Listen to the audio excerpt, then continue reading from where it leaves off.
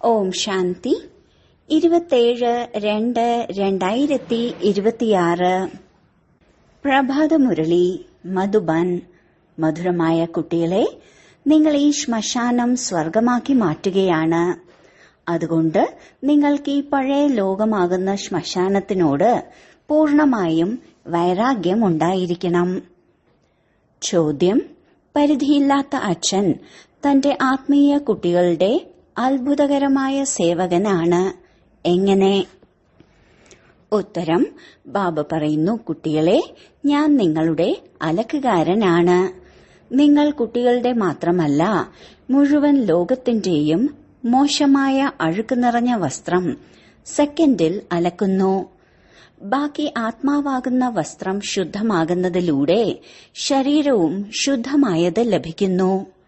മന്മനാഭവയുടെ മായാജാല മന്ത്രത്തിലൂടെ എല്ലാവരെയും സെക്കൻഡിൽ വൃത്തിയാക്കുന്ന അത്ഭുതകരമായ സേവകനാണ്. ഓം ശാന്തി. ഓം ശാന്തിയുടെ അർത്ഥം ബാബ കുട്ടികൾക്ക് മനസ്സിലാക്കി തന്നിട്ടുണ്ട്. ആത്മാവായ എന്റെ സ്വധർമ്മം ശാന്തിയാണ്. ശാന്തിധാമത്തിലേക്ക് പോകുന്നതിന് വേണ്ടി ഒരു പ്രയത്നവും ചെയ്യേണ്ടതായിട്ടില്ല. ആത്മാവ് സ്വയം ശാന്തസ്വരൂപവും ശാന്തിധാമത്തിൽ വസിക്കുന്നതുമാണ്. ശരിയാണ്, കുറച്ചു സമയം വേണമെങ്കിൽ ശാന്തമായിരിക്കാൻ സാധിക്കുമായിരിക്കും. ആത്മാവാണ് പറയുന്നത്, ഞാൻ കർമ്മേന്ദ്രിയങ്ങളുടെ ഭാരത്താൽ ക്ഷീണിച്ചിരിക്കുകയാണ്. ഞാൻ ശരീരത്തിൽ നിന്ന് വേറിട്ട് എന്റെ സ്വധർമ്മത്തിൽ സ്ഥിതി ചെയ്യട്ടെ. പക്ഷെ കർമ്മം ചെയ്യുക തന്നെ വേണം. എത്ര സമയം ശാന്തിയിലിരിക്കാൻ സാധിക്കും? ഞാൻ ശാന്തിയുടെ ദേശവാസിയാണെന്ന് ആത്മാവാണ് പറയുന്നത്. കേവലം ഈ ശരീരത്തിലേക്ക് വരുന്നതിലൂടെയാണ് ഞാൻ ടോക്കി ആകുന്നത്, അതായത് ശബ്ദത്തിൽ വരുന്നത്. ഞാൻ ആത്മാവ് അവിനാശിയും എന്റെ ശരീരം വിനാശിയുമാണ്. ആത്മാവാണ് പാവനവും പതീതവുമായി മാറുന്നത്. സത്യുഗത്തിൽ 5 തത്വങ്ങൾ പോലും സത്തോ പ്രധാനമായിരിക്കും. ഇവിടെ 5 തത്വവും തമോ പ്രധാനമാണ്. സ്വർണത്തിൽ കലർപ്പുണ്ടാകുന്നതിലൂടെ സ്വർണം പതീതമായി മാറുന്നു. പിന്നീടതിനെ ശുദ്ധമാക്കുന്നതിനായി അഗ്നിയിൽ ഇടാറുണ്ട്. ഇതിന്റെ പേര് തന്നെ യോഗ അഗ്നി എന്നാണ്. ലോകത്തിൽ അനേക പ്രകാരത്തിലുള്ള ഹഠയോഗങ്ങൾ പഠിപ്പിക്കുന്നു. അതിനെയൊന്നും യോഗ അഗ്നി എന്ന് പറയാൻ സാധിക്കില്ല. പാപങ്ങൾ ഭസ്മമാകുന്നത് യോഗ അഗ്നിയിലാണ്. ആത്മാവിനെ പതീതത്തിൽ നിന്നും പാവനമാക്കി മാറ്റുന്നത് പരമാത്മാവാണ്. അല്ലയോ പതീത പാവന, വരൂ എന്ന് വിളിക്കുന്നുണ്ട്. ഡ്രാമയുടെ പദ്ധതി അനുസരിച്ച് എല്ലാവർക്കും തമോ പ്രധാനമായി മാറുക തന്നെ വേണം. ഈ വൃക്ഷത്തിന്റെ വിത്ത് മുകളിലാണ്. ബാബയെ വിളിക്കുമ്പോൾ ബുദ്ധി മുകളിലേക്ക് പോകുന്നു. നിങ്ങൾ ആരിൽ നിന്നാണോ സമ്പത്ത് എടുത്തുകൊണ്ടിരിക്കുന്നത്, ആ ബാബ ഇപ്പോൾ താഴേക്ക് വന്നിരിക്കുകയാണ്. പറയുന്നു, എനിക്ക് വരേണ്ടി വരുന്നു. അനേകം വൈവിധ്യ ധർമ്മങ്ങളുള്ള ഈ മനുഷ്യ സൃഷ്ടിയാകുന്ന വൃക്ഷം ഇപ്പോൾ തമോ പ്രധാനവും പതീതവുമാണ്. ജീർണിച്ച അവസ്ഥ പ്രാപിച്ചിരിക്കുകയാണ്. ബാബയാണ് കുട്ടികൾക്ക് മനസ്സിലാക്കി തരുന്നത്. സത്യുഗത്തിൽ ദേവതകളും കലിയുഗത്തിൽ അസുരന്മാരുമാണ്. ബാക്കി അസുരന്മാരുടെയോ ദേവതകളുടെയോ യുദ്ധമൊന്നും ഉണ്ടായിട്ടില്ല. നിങ്ങൾ ഈ ആസുരീയ പഞ്ചവികാരങ്ങളുടെ മേൽ യോഗബലത്തിലൂടെയാണ് വിജയം പ്രാപ്തമാക്കുന്നത്. ബാക്കി ഹിംസകമായ ഒരു യുദ്ധത്തിന്റെയും കാര്യമില്ല. നിങ്ങൾ ഒരു പ്രകാരത്തിലുള്ള ഹിംസയും ചെയ്യുന്നില്ല. ഒരിക്കലും ആരെയും കൈകൊണ്ട് സ്പർശിക്കുക പോലും ചെയ്യുന്നില്ല. നിങ്ങൾ ഡബിൾ അഹിംസകരാണ്. കാമവികാരത്തിലേക്ക് പോവുക എന്നത് ഏറ്റവും വലിയ പാപമാണ്. ബാബ പറയുന്നു, ഈ കാമവികാരം ആദി മധ്യ അന്ത്യം ദുഃഖം നൽകുന്നു. വികാരത്തിലേക്ക് പോകരുത്. ദേവതകളുടെ മുന്നിൽ ചെന്ന് മഹിമ പാടാറുണ്ടല്ലോ. അങ്ങ് സർവഗുണ സമ്പന്നനാണ്, ഞങ്ങൾ പതീതമായിട്ടിരിക്കുകയാണെന്ന് ആത്മാവാണ് പറയുന്നത്. അതുകൊണ്ടല്ലേ വിളിക്കുന്നത്, അല്ലയോ പതിത പാവന, വരൂ എന്ന്. പാവനമായിരിക്കുമ്പോൾ ആരെയും വിളിക്കുന്നില്ല. സത്യുഗത്തിനെ സ്വർഗമെന്ന് പറയുന്നു. ഇവിടെ സന്യാസിമാരെല്ലാം ഇതുതന്നെയാണ് പാടിക്കൊണ്ടിരിക്കുന്നത്, അല്ലയോ പതിത പാവന സീതാറാം. ബാബ പറയുന്നു, ഈ സമയം മുഴുവൻ ലോകവും പതീതമാണ്. ഇതാരുടെയും ദോഷമല്ല. ഈ ഡ്രാമ ഉണ്ടായതും ഉണ്ടാക്കപ്പെട്ടിട്ടുള്ളതും ആണ്. ബാബ വരുന്നതുവരെയും സന്യാസിമാർക്കും അവരുടെ പാർട്ട് അഭിനയിക്കണം. ജ്ഞാനം, ഭക്തി, പിന്നീടാണ് വൈരാഗ്യം. പഴയ ലോകത്തോട് വൈരാഗ്യം. ഇതിനെയാണ് പരിധിയില്ലാത്ത വൈരാഗ്യമെന്ന് പറയുന്നത്. സന്യാസിമാരുടേത് പരിധിയുള്ള വൈരാഗ്യമാണ്. നിങ്ങൾക്കറിയാം, ഈ പഴയ ലോകം ഇപ്പോൾ ഇല്ലാതാകണം. പുതിയ വീടുണ്ടാക്കുമ്പോൾ പഴയ വീടിനോട് വൈരാഗ്യമുണ്ടാകാറില്ലേ? പരിധിയില്ലാത്ത ബാബ പറയുന്നു, ഞാനിപ്പോൾ നിങ്ങൾക്ക് സ്വർഗമാകുന്ന വീടുണ്ടാക്കി തരികയാണ്. ഇപ്പോൾ നരകമാണ്. സ്വർഗമാണ് പുതിയ ലോകം. നരകം പഴയ ലോകമാണ്. ഇപ്പോൾ പഴയ ലോകത്തിലിരുന്നു കൊണ്ട് നമ്മൾ പുതിയ ലോകം ഉണ്ടാക്കിക്കൊണ്ടിരിക്കുന്നു. പഴയ ശ്മശാനത്തെ നമ്മൾ പരിസ്ഥാനമാക്കി മാറ്റുന്നു, അതായത് സ്വർഗമാക്കി മാറ്റുന്നു. ഈ യമുന നദിയുടെ തീരം തന്നെ ആയിരിക്കും. ഇവിടെയാണ് കൊട്ടാരങ്ങൾ ഉണ്ടാകുക. ഈ ഡൽഹിയും യമുന നദിയും എല്ലാം ഉണ്ടായിരിക്കും. ബാക്കി പാണ്ഡവരുടെ കോട്ടയുണ്ടായിരുന്നു എന്നെല്ലാം പറയുന്നത് കഥകളാണ്. ഇത് വീണ്ടും ഡ്രാമയുടെ പദ്ധതി അനുസരിച്ച് ഉണ്ടാക്കപ്പെടും. നിങ്ങൾ യജ്ഞം, തപം, ദാനപുണ്യം എല്ലാം ചെയ്ത പോലെ തന്നെ വീണ്ടും ചെയ്യേണ്ടി വരും. ആദ്യം നിങ്ങൾ ശിവന്റെ ഭക്തിയാണ് ചെയ്തത്. ഒന്നാന്തരം ക്ഷേത്രങ്ങൾ ഉണ്ടാക്കിയിരുന്നു. അതിനെ അനേകരെ പൂജിക്കുന്ന ഭക്തിയെന്നാണ് പറയുക. ഇപ്പോൾ നിങ്ങൾ ജ്ഞാനമാർഗത്തിലാണ്. ഇതാണ് അവ്യഭിചാരി ജ്ഞാനം. നിങ്ങൾ ഒരു ശിവബാബയിൽ നിന്ന് മാത്രമാണ് കേൾക്കുന്നത്. ആദ്യമാദ്യം ആരുടെ ഭക്തിയാണോ നിങ്ങൾ തുടങ്ങിയത്, ആ സമയത്ത് മറ്റൊരു ധർമ്മവും ഉണ്ടായിരുന്നില്ല. നിങ്ങൾ മാത്രമേ ഉണ്ടായിരുന്നുള്ളൂ. നിങ്ങൾ വളരെ സുഖികളായിരുന്നു. ദേവതാധർമ്മം വളരെ സുഖം നൽകുന്നതാണ്. പേരെടുത്ത് പറയുന്നതിലൂടെ തന്നെ നാവ് മധുരിക്കുന്നു. അതിനാൽ നിങ്ങൾ ഒരു ബാബയിൽ നിന്ന് മാത്രമാണ് കേൾക്കുന്നത്. ബാബ പറയുന്നു, മറ്റാരിൽ നിന്നും കേൾക്കരുത്. ഇതാണ് നിങ്ങളുടെ അവ്യഭിചാരിയായ ജ്ഞാനം. നിങ്ങൾ പരിധിയില്ലാത്ത ബാബയുടേതായി മാറിയിരിക്കുകയാണ്. നമ്പർ വൈസ് പുരുഷാർത്ഥമനുസരിച്ചാണ് ബാബയിൽ നിന്നും സമ്പത്ത് ലഭിക്കുന്നത്. ബാബയും കുറച്ചു സമയത്തേക്ക് വേണ്ടിയാണ് സാകാരത്തിലേക്ക് വന്നിരിക്കുന്നത്. ബാബ പറയുന്നു, ഞാൻ തന്നെയാണ് നിങ്ങൾക്ക് ജ്ഞാനം നൽകുന്നത്. എനിക്ക് സ്ഥിരമായ ശരീരമില്ല. ഞാൻ ഈ ബ്രഹ്മാവിലാണ് പ്രവേശിക്കുന്നത്. ശിവജയന്തിയിൽ നിന്ന് പിന്നീട് പെട്ടെന്ന് തന്നെ ഗീതാ ജയന്തി ഉണ്ടാകുന്നു. ബ്രഹ്മബാബയിലൂടെ തന്നെയാണ് ജ്ഞാനം ആരംഭിക്കുന്നത്. ഈ ആത്മീയ വിദ്യ നിങ്ങൾക്ക് പരമാത്മാവ് തന്നെയാണ് നൽകുന്നത്. ജ്ഞാനമാകുന്ന ജലത്തിന്റെ കാര്യമല്ല ഇവിടെയുള്ളത്. വെള്ളത്തിനെ ജ്ഞാനമെന്ന് ഒരിക്കലും പറയില്ലല്ലോ. ജ്ഞാനത്തിലൂടെയാണ് പതിതത്തിൽ നിന്നും പാവനമായി മാറുന്നത്. വെള്ളത്തിലൂടെ പാവനമായി മാറില്ലല്ലോ. ലോകത്തിൽ നദികളെല്ലാമുണ്ട്. ജ്ഞാനസാഗരനായ ബാബയാണ് ഈ ബ്രഹ്മാവിൽ പ്രവേശിച്ച് ജ്ഞാനം നൽകുന്നത്. ഇവിടെ ആരെങ്കിലും മരിക്കുമ്പോൾ വായിൽ ഗംഗാജലം ഒഴിക്കുന്നു. ഈ ജലം പതീതത്തിൽ നിന്ന് പാവനമാക്കി മാറ്റുന്നതാണ്.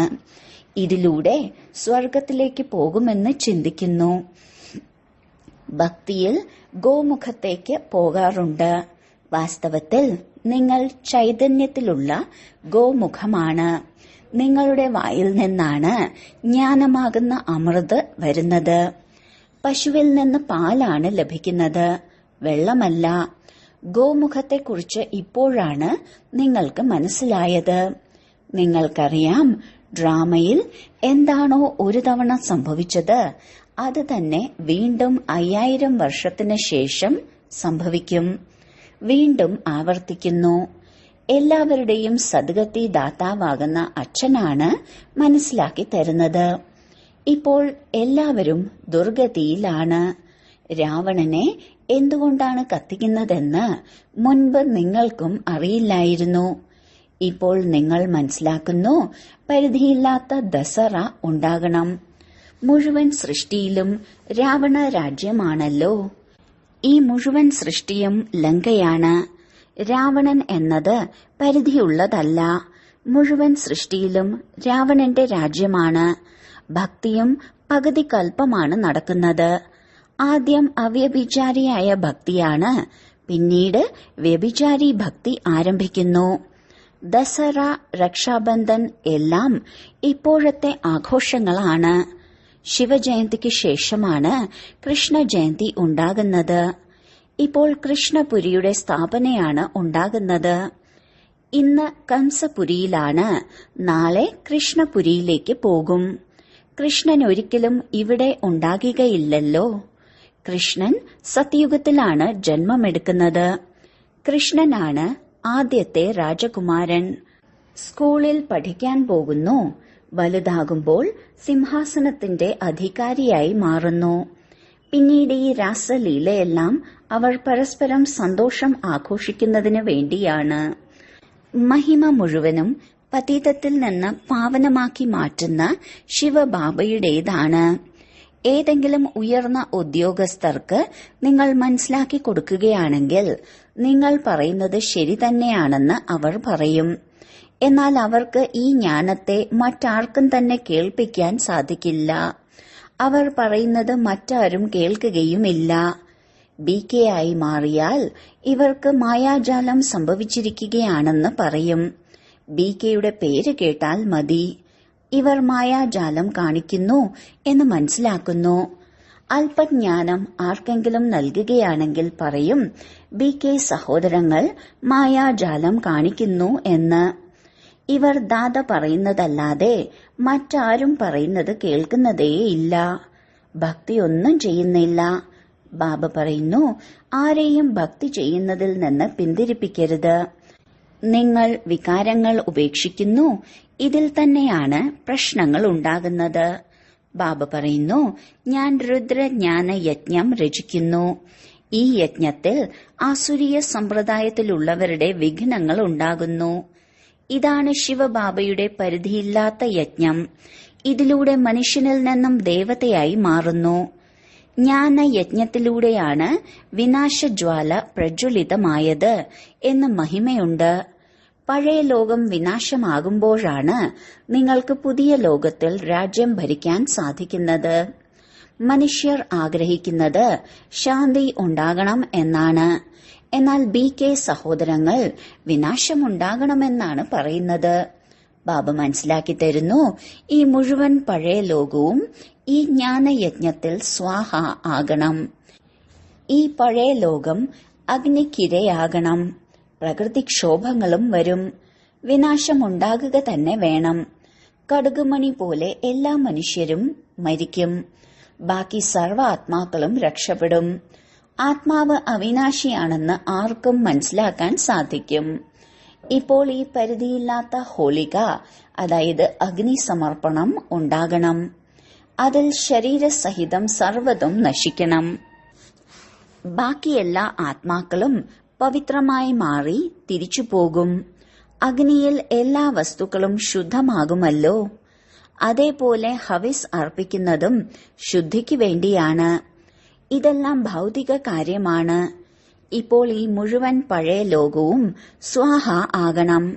വിനാശത്തിന് മുൻപ് തന്നെ സ്ഥാപന ഉണ്ടാകണം. ആർക്ക് മനസ്സിലാക്കി കൊടുക്കുകയാണെങ്കിലും പറയൂ, ആദ്യം സ്ഥാപന, പിന്നീടാണ് വിനാശം. ബ്രഹ്മാവിലൂടെയാണ് സ്ഥാപനയുണ്ടാകുന്നത്. പ്രജാപിതാവ് പ്രസിദ്ധമാണല്ലോ. ആദി ദേവനെന്നും ആദി ദേവിയെന്നും. ജഗദംബയുടെ ലക്ഷക്കണക്കിന് ക്ഷേത്രങ്ങളുണ്ട്. എത്ര മേളകളാണ് അവിടെ ഉണ്ടാകുന്നത്. നിങ്ങൾ ജ്ഞാന ജ്ഞാനേശ്വരികൾ ജഗദംബയുടെ കുട്ടികളാണ്. പിന്നീട് രാജരാജേശ്വരിയായി മാറും. നിങ്ങൾ ഒരുപാട് ധനവാനാകുന്നു. പിന്നീട് ഭക്തിമാർഗത്തിൽ ദീപാവലിക്ക് ലക്ഷ്മിയോട് വിനാശി ധനമാണ് യാചിക്കുന്നത്. ഇവിടെയാണെങ്കിൽ എല്ലാം ലഭിക്കുന്നു. ആയുഷ്മാൻ ഭവ, പുത്രവാൻ ഭവ. നിങ്ങൾക്കറിയാം, നമ്മുടെ ആയുസ് 150 വയസ്സുവരെ ഉണ്ടാകും. ബാബ പറയുന്നു, നിങ്ങൾ എത്രത്തോളം യോഗം ചെയ്യുന്നുവോ അത്രത്തോളം ആയുസ് വർദ്ധിച്ചുകൊണ്ടേയിരിക്കും. നിങ്ങൾ ഈശ്വരനുമായി യോഗം ചെയ്ത് യോഗേശ്വരനായി മാറുന്നു. മനുഷ്യർ ഭോഗേശ്വരന്മാരാണ്. ഇങ്ങനെ പറയാറുമുണ്ട്, വികാരിയും അഴുക്ക് നിറഞ്ഞ വസ്ത്രവും അലക്കുന്നവനെ. ബാബ പറയുന്നു, എന്നെ അലക്കുകാരനെന്നും പറയാറുണ്ട്. ഞാൻ വന്ന് എല്ലാ ആത്മാക്കളെയും ശുദ്ധമാക്കുന്നു. പിന്നീട് ശരീരം പുതിയതും ശുദ്ധമായതും ലഭിക്കുന്നു. ബാബ പറയുന്നു, ഞാൻ സെക്കൻഡിൽ മുഴുവൻ ലോകത്തെ വസ്ത്രങ്ങളെയും അലക്കി വൃത്തിയാക്കുന്നു. മന്മനാഭവയിലിരിക്കുന്നതിലൂടെ ആത്മാവും ശരീരവും രണ്ടും പവിത്രമായി മാറും. മായാജാല മന്ത്രമല്ലേ? സെക്കൻഡിലാണ് ജീവൻ മുക്തി. എത്ര സഹജമായ വഴിയാണ്. ബാബയെ ഓർമ്മിക്കൂ, എന്നാൽ പാവനമാകും. നടക്കുമ്പോഴും കറങ്ങുമ്പോഴും ബാബയെ മാത്രം ഓർമ്മിക്കൂ. മറ്റൊരു ബുദ്ധിമുട്ടും നിങ്ങൾക്ക് നൽകുന്നില്ല. ഓർമ്മിക്കണം, ഇപ്പോൾ നിങ്ങളുടെ ഓരോ സെക്കൻഡും കയറുന്ന കലയാണ്. ബാബ പറയുന്നു, ഞാൻ നിങ്ങൾ കുട്ടികളുടെ സേവകനായിയാണ് വന്നിരിക്കുന്നത്. നിങ്ങൾ തന്നെയാണ് എന്നെ വിളിച്ചത്. അല്ലയോ പതിത പാവന, വരൂ, വന്ന് ഞങ്ങളെ പാവനമാക്കി മാറ്റൂ എന്ന്. ശരി കുട്ടികളെ, ഞാൻ വന്നിരിക്കുന്നു. അപ്പോൾ തീർച്ചയായും സേവകനല്ലേ? നിങ്ങൾ ഒരുപാട് പതീതമായി തീരുമ്പോഴാണ് ഉറക്കെ കരഞ്ഞ് നിലവിളിക്കുന്നത്. ഇപ്പോൾ ഞാൻ വന്നിരിക്കുകയാണ്. ഞാൻ കൽപ്പകൽപ്പം വന്നാണ് നിങ്ങൾ കുട്ടികൾക്ക് ഈ മന്ത്രം നൽകുന്നത്. എന്നെ ഓർമ്മിക്കുകയാണെങ്കിൽ നിങ്ങൾ പാവനമായി മാറും. മന്മനാഭവയുടെ അർത്ഥവുമുണ്ട്. മന്മനാഭവ മധ്യാജി ഭവ. അർത്ഥം, ബാബയെ ഓർമ്മിക്കൂ, എന്നാൽ വിഷ്ണുപുരിയുടെ അധികാരിയാക്കി മാറ്റും. നിങ്ങൾ വന്നിരിക്കുന്നത് തന്നെ വിഷ്ണുപുരിയുടെ രാജ്യം നേടുന്നതിനായിയാണ്. രാവണപുരിക്ക് ശേഷമാണ് വിഷ്ണുപുരി. കംസപുരിക്ക് ശേഷമാണ് വിഷ്ണുപുരി. എത്ര സഹജമായാണ് മനസ്സിലാക്കി തരുന്നത്. ബാബ പറയുന്നു, ഈ പഴയ ലോകത്തിൽ നിന്ന് മമത്വം ഇല്ലാതാക്കൂ. ഇപ്പോൾ നമ്മൾ 84 ജന്മങ്ങൾ പൂർത്തിയാക്കി കഴിഞ്ഞു. ഈ പഴയ വസ്ത്രം ഉപേക്ഷിച്ച് നമ്മൾ പുതിയ ലോകത്തിലേക്ക് പോകും. ഓർമ്മയിലൂടെയാണ് നിങ്ങളുടെ പാപങ്ങൾ ഇല്ലാതാകുന്നത്. ഇത്രയും ധൈര്യം വേണം. സന്യാസിമാർ ബ്രഹ്മത്തെയാണ് ഓർമ്മിക്കുന്നത്. ബ്രഹ്മത്തിൽ ലയിക്കുമെന്ന് മനസ്സിലാക്കുന്നു. എന്നാൽ ബ്രഹ്മതത്വം വസിക്കാനുള്ള സ്ഥാനമാണ്. അവർ അതിനായി തപസ്സിരിക്കുന്നു. നമുക്ക് ബ്രഹ്മത്തിൽ പോയി ലയിക്കണം എന്ന ഒറ്റ ചിന്ത മാത്രമാണ് ഉള്ളത്. എന്നാൽ ആർക്കും തിരിച്ചു പോകാൻ സാധിക്കില്ല. ബ്രഹ്മത്തോട് യോഗം വയ്ക്കുന്നവർ പാവനമാകുന്നില്ല. ഒരാൾക്ക് പോലും പോകാനും സാധിക്കില്ല. പുനർജന്മം എടുക്കുക തന്നെ വേണം. ബാബ വന്ന് സത്യം പറയുന്നു. സത്യമായ ബാബയാണ് സത്യമായ രാജ്യം സ്ഥാപിക്കുന്നത്. രാവണൻ വന്ന് അസത്യമായ ഖണ്ഡമാക്കി മാറ്റുന്നു. ഇപ്പോൾ ഇത് സംഗമയുഗമാണ്. ഈ യുഗത്തിൽ നിങ്ങൾ ഉത്തമനിലും ഉത്തമരായി മാറുകയാണ്. അതുകൊണ്ടാണ് ലക്ഷ്മി നാരായണനെ പുരുഷോത്തമരെന്ന് പറയുന്നത്. ഈ സമയം നിങ്ങൾ കക്കയിൽ നിന്ന് വജ്രത്തിന് സമാനമായി മാറുകയാണ്. ഇതാണ് പരിധിയില്ലാത്ത കാര്യം. ദേവതകളാണ് ഉത്തമരിലും ഉത്തമരായ മനുഷ്യർ. അതിനാൽ ഇപ്പോൾ നിങ്ങൾ പുരുഷോത്തമ സംഗമ യുഗത്തിലാണ്. നിങ്ങളെ പുരുഷോത്തമരാക്കി മാറ്റുന്നത് ഉയർന്നതിലും ഉയർന്ന ബാബയാണ്. ഉയർന്നതിലും ഉയർന്ന സ്വർഗത്തിലെ സമ്പത്താണ് നിങ്ങൾക്ക് നൽകുന്നത്. എന്നിട്ടും നിങ്ങൾ എന്തുകൊണ്ടാണ് മറക്കുന്നത്? ബാബ പറയുന്നു, എന്നെ ഓർമ്മിക്കൂ.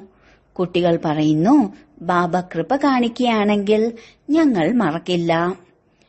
പക്ഷെ ഇതെങ്ങനെ സംഭവിക്കും? ബാബയുടെ നിർദ്ദേശമനുസരിച്ച് വേണമല്ലോ നടക്കാൻ. ബാബ പറയുന്നു, എന്നെ ഓർമ്മിക്കൂ, എന്നാൽ നിങ്ങൾ പതീതത്തിൽ നിന്ന് പാവനമായി മാറും. നിർദ്ദേശമനുസരിച്ച് നടക്കൂ. ബാക്കി ഞാൻ എന്ത് ആശീർവാദമാണ് നൽകുക? ശരി, വളരെ കാലത്തെ വേർപാടിന് ശേഷം തിരികെ കിട്ടിയ മധുരമധുരമായ സന്താനങ്ങൾക്ക് മാതാവും പിതാവുമായ ബാപ്ദാദയുടെ സ്നേഹസ്മരണകളും പുലർക്കാല വന്ദനവും. ആത്മീയ പിതാവിന്റെ ആത്മീയ കുട്ടികൾക്ക് നമസ്കാരം. ധാരണയ്ക്കുള്ള മുഖ്യസാരം: 1. ബാബയുടെ ഓരോ നിർദ്ദേശവും അനുസരിച്ച് നടന്ന് സ്വയത്തെ കക്കയിൽ നിന്ന് വജ്രത്തിന് സമാനമാക്കി മാറ്റണം. ഒരു ബാബയുടെ ഓർമ്മയിലിരുന്ന് അവനവന്റെ വസ്ത്രം ശുദ്ധമാക്കി മാറ്റണം. 2. ഇപ്പോൾ പുതിയ വീട്ടിലേക്ക് പോകണം. അതുകൊണ്ട് ഈ പഴയ വീടിനോട്, അതായത് കലിയുഗത്തിനോട് പരിധിയില്ലാത്ത വൈരാഗ്യം ഉണ്ടാകണം.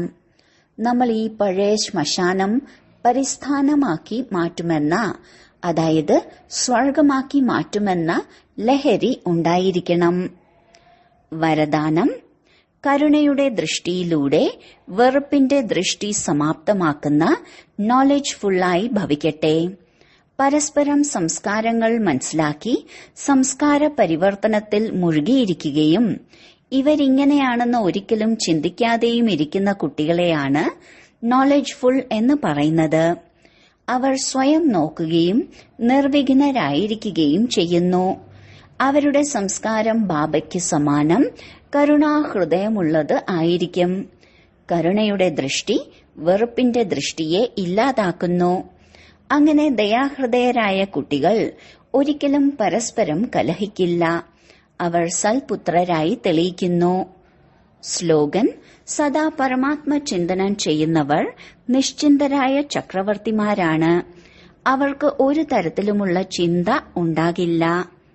അവ്യക്ത സൂചന: ഐക്യത്തിന്റെയും വിശ്വാസത്തിന്റെയും വിശേഷതയിലൂടെ സഫലതാ സമ്പന്നമാകൂ. സ്വ ഉന്നതിയിലും സേവനത്തിന്റെ ഉന്നതിയിലും ഒരാൾ പറഞ്ഞു, മറ്റേയാൾ അത് അംഗീകരിച്ചു.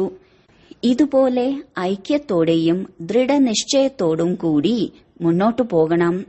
ദാദിമാരുടെ ഐക്യത്തിന്റെയും ദൃഢതയുടെയും സംഘടന ശക്തമായിരുന്നതുപോലെ നിങ്ങൾ രത്നങ്ങളുടെ സംഘടനയും ദൃഢമായിരിക്കണം. അപ്പോൾ സംഘടനയുടെ ശക്തിക്ക് ആഗ്രഹിക്കുന്നതെന്തും ചെയ്യാൻ സാധിക്കും.